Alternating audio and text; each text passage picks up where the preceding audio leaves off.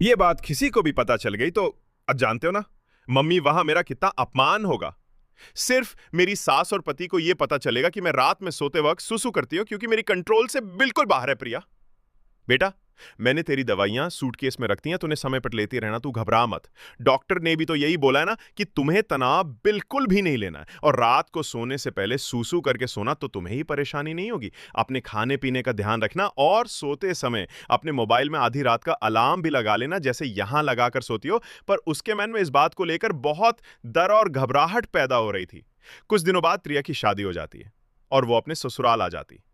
कुछ दिन तक प्रिया अपने फोन में अलार्म लगाकर सोती है, तो सब कुछ ठीक चल रहा था।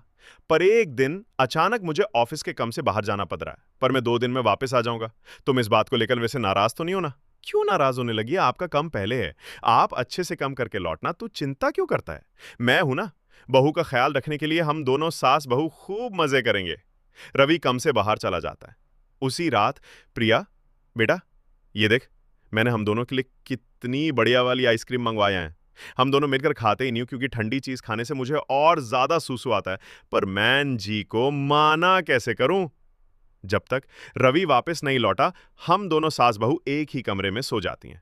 रात को सोते समय गप्पे मरेंगे। अब क्या करूं, मुझे माँ जी के साथ सोना पड़ेगा।